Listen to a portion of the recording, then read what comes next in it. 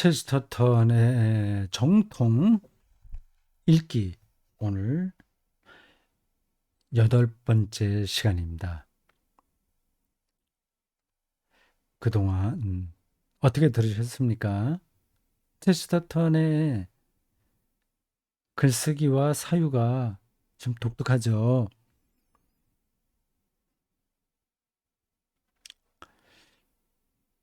근데 저 사람 글 쓰는 사람이 영문학자예요.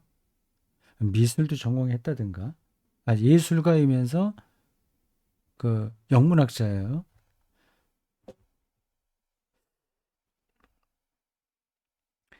아, 그래서 그러한 특징들이 그의 사유와 글쓰기에 그대로 나타납니다. 소설도 많이 썼다면서요. 저런 사람을 이제 천재라고 얘기하죠. 다방면에서 천재. 그러다 보니까 저 사람이 신학 공부를 어떻게 했는지 안 했는지 제가 뭐 모르겠습니다만은 신학적인 차원에서도 상당히 높은 수준에 있는 것 같아요. 근데 신학 공부를 하지 않고 저렇게 신학적인 사유를 바탕에 두고 글을 쓰기는 힘들거든요. 이 평신도 신학을 전공하지 않은 평신도들은 아무리 그 그쪽으로 뛰어나다고 하더라도 자기 전공에서 뭐 물리학이나 뭐 영문학이나 뭐 동문학이나 그렇게 하더라도 신학적인 사유에서는 좀 빈틈이 많거든요. 근데 이 사람은 아직은 그런 게 저의 눈에 들어오지 않아요. 뭐 직접 이 사람이 신학을 제가 말하는 건 아닙니다. 그 사람이 바르트의 글을 읽었을까요? 뭐 그렇지 않았겠죠.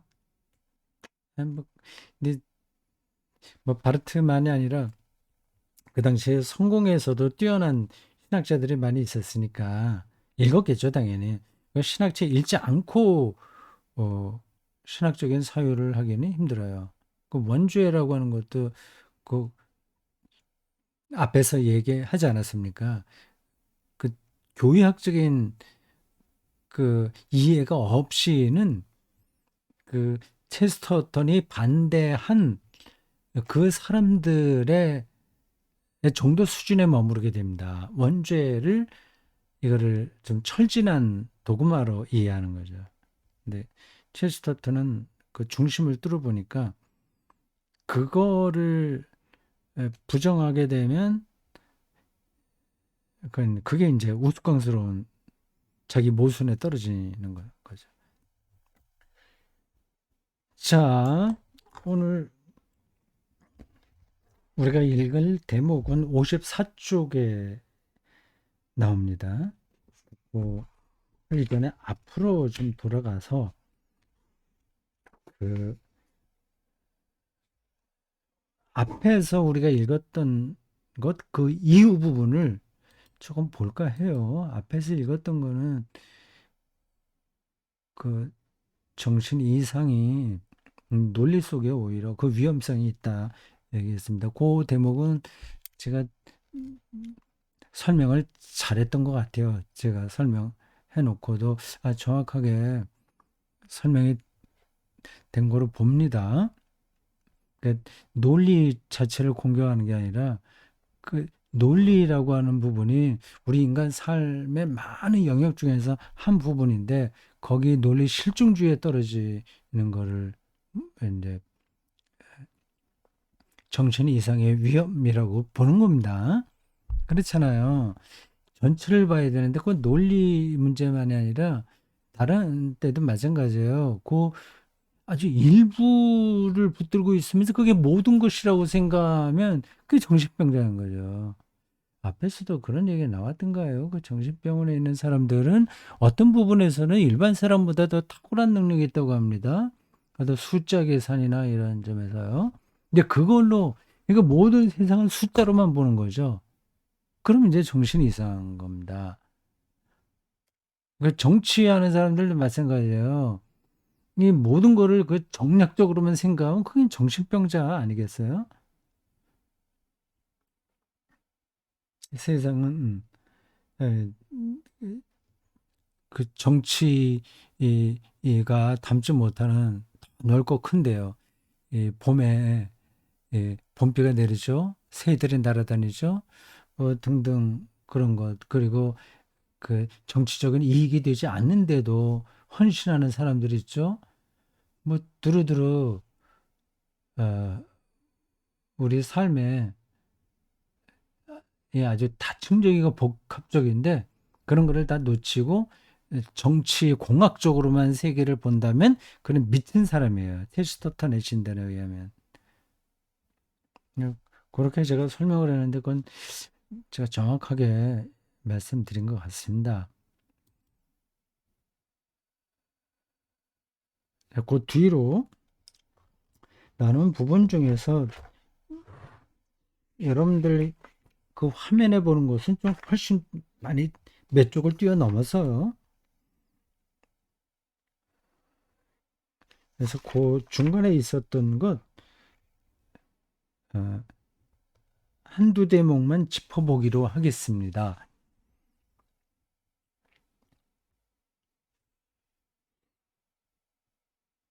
51쪽 중간 패러그래프입니다. 예술적인 창조성은 신체적인 창조성만큼이나 건전하다. 더 나아가 어떤 시인이 병적인 상태에 빠지는 것은 흔히 그의 뇌에 허약한 이성적 부위가 있기 때문임을 말할 필요도 있겠다. 에드거 앨런 포는 이건 많이 들어봤던 사람이네요. 정말로 병적인 인물이었다. 이건 넘어가겠습니다. 고단 패러그래프. 이와 같은 데 입장을 지지해주는 강력한 논거를 하나 들고자 한다.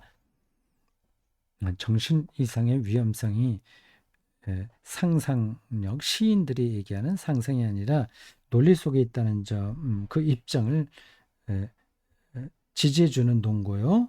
바로 위대한 잉글랜드 시인들 가운데 미친 사람은 실제로 미쳤는가 보죠. 윌리엄 코퍼가 유일하다는 사실이다. 윌리엄 코퍼 1731년에서 1800년대. 그런가요? 시인들은 미치지 않나 보죠. 우리나라 뭐 이상이라고 하는 시인 조금 정신 이상적인 현상이 있었다고 하지 않나? 제가 정확하게 모르겠습니다. 시인들은 상상력으로 살기 때문에 오히려 미치지 않는다? 그 얘기예요. 근데 그 수많은 잉글랜드 시인 중에서 이 코퍼가 유일하다고 하네요. 그가 미치게 된 것은 예정론이라고 불리는 꼴사납고 생경한 논리 때문이었다. 칼빈이 얘기한 예정론 때문에 미치게 됐단 말이에요. 요 대목에서 제가 이해가 좀 잘 안 됐습니다. 이 체스터턴이 칼빈의 예정론을 오해하고 이런 말을 했나 생각이 들었어요.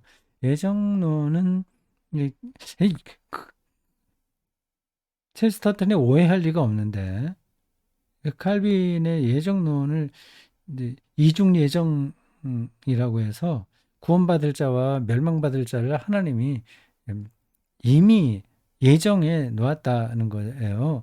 그건 역사 결정론하고 이제 통하는 이야기입니다. 그러니까 말만 보면 그래요. 근데 이 체스터턴은 역사 결정론을 반대하잖아요. 그러니까 예정론을 역사 결정론으로 일반적으로 이해하듯이 체스터턴이 봤다면 그걸 이제 문제 삼을 수 있겠죠. 근데 칼빈이 뭐 역사 결정론에 근거하여 예정론을 얘기한 게 아닙니다.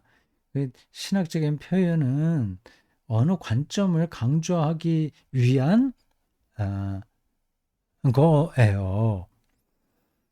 이렇게 자기가 구원 받았다는 사실을 곰곰이 생각해 보면 이미 오래전에 그렇게 하나님이 예정하지 않으면 해명이 안 된다는 뜻입니다. 그만큼 하나님의 구원이 신비롭다, 놀랍다, 새롭다. 우리의 논리로 다 포착할 수 없는 깊이를 담고 있다. 이제 그 뜻입니다. 예정론은. 지금 제가 설명한 것처럼 예정론을 체스터턴이 이해했을 거라고 보는데 이 대목에서 어떤지는 제가 요 글을 처음에 읽을 때 약간 이상하다는 그런 느낌은 있었습니다. 좀 더 볼까요? 예, 시심이 문제가 아니라 약이 문제였다. 이 뭐예요? 시심이 문제가 아니라 약이 문제였다. 시심은 오히려 건강을 유지하는데 기여한 면이 있다. 그러니까 이 코포가 정신 이상이 됐다는 거예요. 근데 어, 그 시를 쓰는 마음, 그거는 건강을 유지하는데 꼭 필요한 건데, 이 끔찍한 숙명론이 우주강의 넓은 물과 근처의 천편일률적인 하얀 백합화 사이로 그를 몰면서 붉고 목마른 지옥에 데려가는 것을 그는 실심으로 인해 이따금 잊을 수 있었다. 그는 종 칼빈에게 저주를 받았다가 종 길핀에 의해 구원을 받을 뻔했다. 요게 내가 이제 이해가 좀 잘 안 됐다는 겁니다.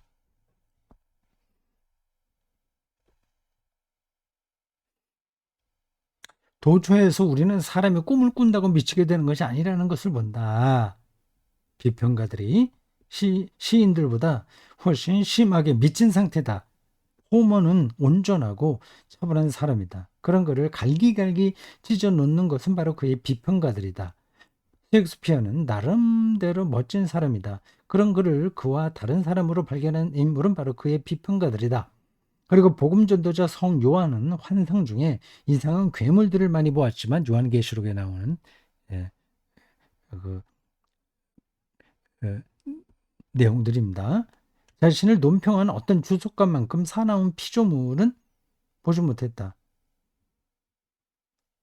이것은 뭐 풍자적입니다. 예, 조금 어렵죠. 이게 그러니까 체스터턴이 요 칼빈에 관계된 것만 보면 예정론이 그 시심을 파괴했다. 뭐 그거 아니겠어요? 그게 칼빈이 제조한 약이에요. 근데 그게 그를 미치게 했다는 거예요. 그 시심, 시적인 상상력을 네, 없애버린 거죠. 근데 그거는 좀 칼빈의 예정론을 오해하는 데서 벌어진 게 아닐까 싶은 생각이 들어요. 근데 뭐 체스터턴만 오해했겠습니까? 지금도 많은 사람들이 그렇게 예정론을 이해하죠. 이중 예정 딱 못 박아버리는 거죠. 모르겠어요. 내가 칼빈을 너무 좋게 해석해서 그런지 모르겠지만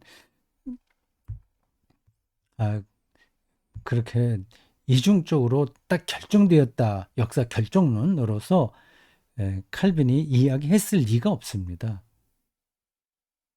뭐 더 연구해 봐야 될 대목입니다. 거기에 관한 뭐 신학 아티클도 있을 것 같은데 뭐 제가 확인은 못 해봤습니다.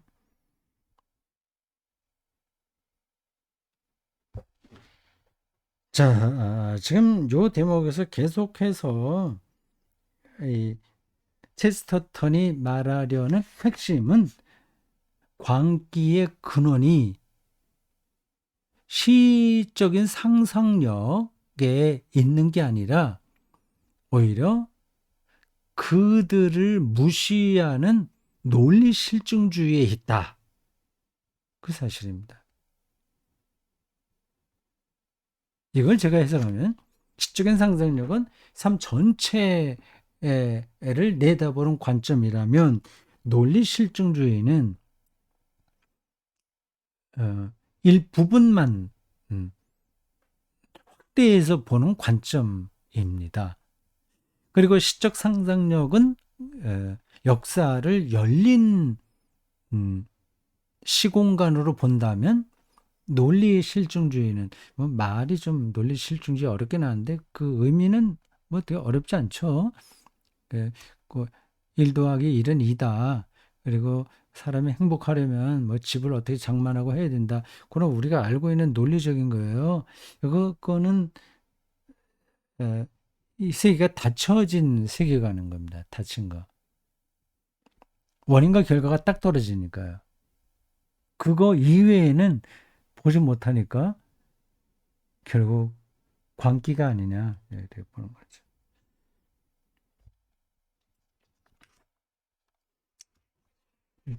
그거를 설명하려고 이제 시를 많이 인용을 했습니다.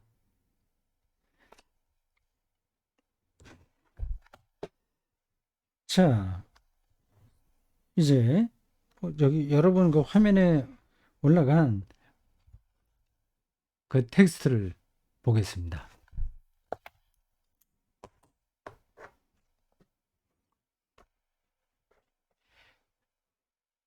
자신의 머리와 다른 이들의 머리를 끊임없이 굴려 계산하는 일은 실로 위험천만한 작업이다.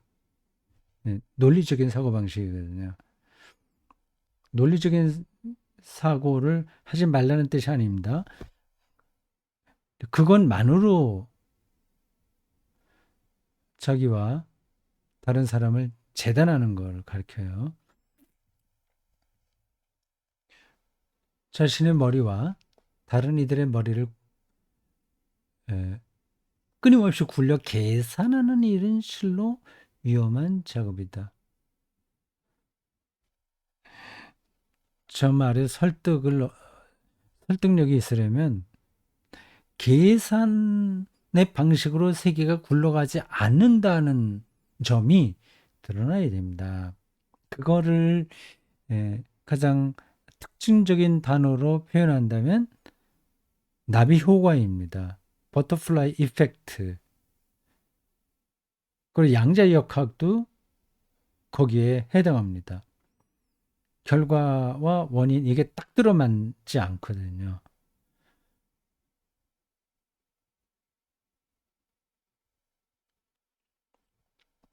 머리로 계산하는 일은 언제나 머리를 위험에 처하게 한다. 참, 여러분들이 이런 글 읽을 때 저게 뭘 얘기하려고 하는지를 좀 알아야 됩니다. 그러니까 좀 말에만 묶여 있으면 오해할 수 있어요. 머리로 계산하는 일은 언제나 머리를 위험하게 한다. 그러면 뭐 우리가 공부하고 하는 건 다 머리로 계산하는 거잖아요. 그런 일은 우리 머리를 위험에 처하게 한다고 들을 수 있잖아요. 그건 아닙니다. 지금 체스터턴도 머리가 좋은 사람이지 머리 쓰잖아요. 머리로 저 사람이 계산을 안 할까요? 계산이라는 말이 어떤 뜻인지 모르겠지만 글을 쓰는 사람들은 머리를 쓰는 겁니다. 이 어떤 방식으로 글을 써야 독자들에게 자기의 생각이 잘 전달되는지를 생각해야죠.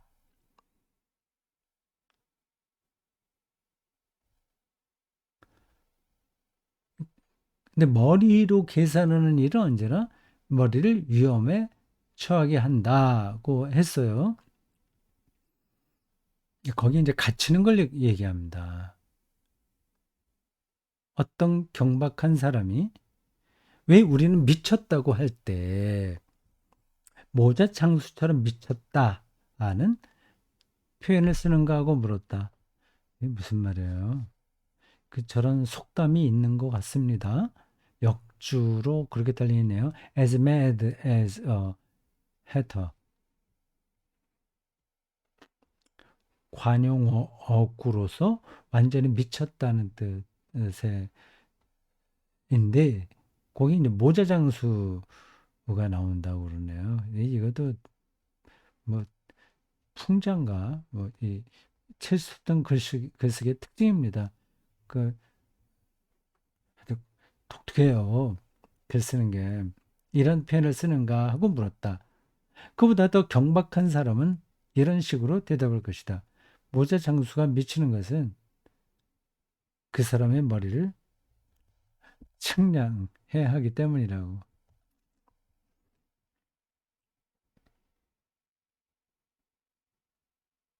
그러니까 예, 머리로 계산하는 일의 위험성이 어떠냐 하는 것을 이 영어의 관용어를 통해서 이렇게 재밌게 표현한 겁니다. 네, 다시 말씀드리지만 저런 문장을 그냥 문자 그대로 받아들이면 안 됩니다. 그 머리로 계산하는 것이 그래서 나온 답이 이 그것만이 우리가 가야 될 길이라고 생각하는 그 태도, 그게 바로 광기의 위험이 있다는 뜻이에요. 그러니까 머리로 계산하는 것 자체를 부정하는 게 아닙니다. 자연과학을 저 사람이 부정하겠어요? 영국 사람이 그걸 부정할 사람이 어디 있습니까? 그리고 지금도 마찬가지죠. 계산해야 되죠. 물리학에서 벌어지는 많은 일들, 고고학 탐험 이런 거 다 계산하는 거 아니겠습니까? 그 컴퓨터는 지금은 컴퓨터 시대가 됐으니까 저 테스터턴이 전혀 예상하지 못하는 그 시대가 오늘 왔어요. 모두가 다 계산하죠. 0과 1의 조합을 통해서 컴퓨터가 계산해 내는 건데, 근데 그 자체를 부정할 수는 없습니다. 다시 반복하는 말씀인데, 그 세계가 그 계산 안에 다 들어오지 않는다는 사실을 저렇게 표현한 거예요. 그 당시에는 모든 문제를 다 계산으로 해결할 수 있다는 생각이 강력했기 때문입니다. 이제 그거를 말하기 위해서 보좌장수가, 근데 저건 진짜 있었던 일인지 아니면 그 체스터턴이 이렇게 만들어낸 이야기인지 모르겠습니다. 모자장수가 모자를 팔려면 머리가 얼마나 되는지 계산하잖아요. 그것 때문에 미친다. 그렇게 표현한 거예요. 그냥 재밌으라고 저렇게 표현한 거네요. 그러니까 저 사람이 그걸 읽다 보면 어떤 게 정말 자기가 하려고 하는 이야기이고 어떤 게 그냥 재밌으라고 농담 삼아 하는 건지 그걸 구분하지 못할 때가 있습니다. 그쪽 구분해서 읽으시기 바랍니다.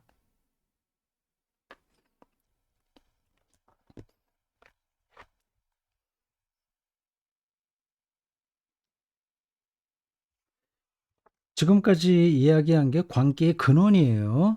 근데 다음에는 그 광기의 특징, 미치광이의 특징으로 넘어가는데 그 사이에 있는 그 글을 조금 더 보충하겠습니다. 미측 여기 예, 미치광이의 특징 요 가게 되는데 그 전에 요 요 부분 읽고 음, 구강은 그 미치광의 특징부터 하겠습니다.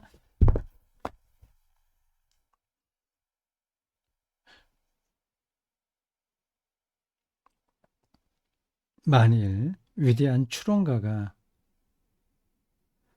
미치광이인 경우가 많다면 미치광이가 흔히 위대한 추론가인 것도 똑같이 사실이다. 추론. 논리에서 나오는 거죠. 다시요. 이 사람의 글은 음, 그냥 아, 어떻다 하는 서술적인 게 아니라 문학적인 비유, 풍자, 아, 그리고 관용어 등등, 그리고 재미, 이런 것들이 복합적으로 있어서 분간을 잘해야 됩니다. 만일 위대한 추론가가, 그리고 거기에는 어떤 그 사실과 데이터의 사실, 그런 것도 들어 있을 거고요. 음, 그런 것들을 이 사람이 친절하게 다 안내하지 않고 글을 씁니다. 속도가 좀 빨라요. 그러니까 그 시대를 모르는 우리는, 이게 뭘 얘기하는 거지? 조금 혼란스러울 때가 있어요. 만일 위대한 추론가가 미치광이인 경우가 많다면, 미치광이가 흔히 위대한 추론가인 것도 똑같이 사실이다. 내가 자유의지의 문제를 놓고 클레리언지와 논쟁을 벌였을 때, 이 사람은 논쟁을 많이 한 것 같아요. 그 독설가이기도 합니다. 그래야 뭐 옆에서 구경하는 사람은 재밌잖아요. 유능한 작가인 R.B. 서더즈 시인은, 이 사람은 각주에 이렇게 나왔네요. 클레리언지의 편집자로서 체스터턴과의 논쟁에서 로버트 블래치포드를 지지했다. 뭐 무슨 일이 있었는지 모르겠습니다. 어렸을 때 유능한 작가인 서더즈 시인은 자유의지를 광기라고 주장하면서, 자유의지를,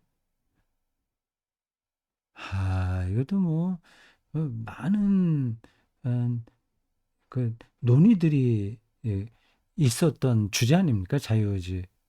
뭐 철학자들과 정치학자들, 뭐 사회학자들, 뭐 교육학자들에게까지 다 중요한 주제가 될 만한 겁니다. 자유의지. 인간에게 자유의지가 있느냐 없냐. 진화론에 철저하게 묶인다면 인간의 자유의지는 뭐 없다고 봐야 되지 않나요? 진화론을 제가 인정하는데 거기에 도구마적인 진화론의 위험성이 있다고 저는 생각합니다. 숙명 주게 되는 거죠. 진화의 메커니즘에 모든 걸 맡겨버리게 되는 거예요. 근데 우리가 이렇게 왜 폭력적이냐 하는 것도 뭐 그렇게 진화가 되어 왔으니까 어쩔 수 없지. 이렇게 말할 수 있는 겁니다. 자유의지를 광기라고 주장하면서, 자유의지는 자유의지는 원인 없는 행위를 뜻하고, 그러니까 잘못됐다는 거죠. 그 서더즈 씨의 입장에서 보면 말입니다. 미치광이의 행위는 원인이 없을 것이기 때문이라고 했다. 원인이 없으니까 자유의지로 나타나는데, 그러니까 그거는 미친 사람에게만 가능하다고 보는 거예요. 여기서는 결정론적 논리가 지닌, 예, 체스터턴은 결정론적 논리를 비판합니다. 기독교 어, 신학의 토대가 체스터턴에게 분명하다는 게 여기서도 확인되는 거예요. 기독교는 이 결정론, 즉 논리를 넘어섭니다. 하나님의 창조는 결정론을 넘어서는 거예요. 그러니까 왜 그런지를 뭐 제가 지금 더 설명하지는 않겠습니다. 근데 또 자칫하면 하나님의 섭리 이렇게 해갖고 또 결정론에 떨어질 수도 있어요. 그건 아닌 겁니다. 그러니까 앞에서 제가 그 칼빈의 예정론을 구원의 결정론으로 본다면 비판받아야 되지만 저는 그렇지 않다고 생각했어요. 근데 체스터턴이 칼빈의 예정론을 그렇게 봤는지 어떤지 모르겠습니다. 논리가 지닌 치명적인 잘못을 길게 논할 생각은 없다. 뻔한 말이지만 만일 어떤 행위, 미치광이의 행위까지 포함해서 원인이 없을 수 있다면, 원인 없이 그런 일이 벌어질 수 있다면 결정론이 끝장이 나는 셈이다. 결정론은 원인이 없이 행하는 것은 다 미친 짓이라고 하는데, 실제로 그런 일이 벌어진다면 그런 결정론은 설 자리가 없다 얘기입니다. 맞는 얘기죠. 그러니까 지금 물리학, 뭐 양자 역학이나 뭐 창조론이나 뭐 또 그 등등 미안합니다. 창조론이 아니라 뭐 진화론, 그 빅뱅 뭐 그런 것으로 인해서 오히려 기독교의 창조론의 근거가 더 확실해졌습니다. 왜 그런지는 뭐 설명을 하긴 해야 되지만 네. 결정론을 극복한 거예요. 인과관계의 고리가 미친 사람에게서 깨질 수 있다면 그것은 보통 사람에게서도 깨어질 수 있기 때문이다. 그런데 내 의도는 좀 더 실질적인 것을 지적하려는 데 있다. 현대 마르크스주의적 사회주의자가 자유의지에 대해 전혀 모르는 것은 어쩌면 자연스러울 수 있다. 그러니까 마르크스주의적 사회주의자는 역사 결정론에 떨어져 있는 거예요. 역사 이렇게 쭉 발전하게 되면 자본주의 다음에 무산자의 혁명이 반드시 일어나고 뭐 그렇게 된다. 결정됐다고 보는 거 아니겠어요? 자연스럽다. 그러나 현대 마르크스주의적 사회주의자가 미치광이에 대해서 전혀 모르는 것은 참으로 놀랄 만한 일이다. 그렇게 됐습니다. 네, 글을 재밌겠습니다. 여기까지입니다.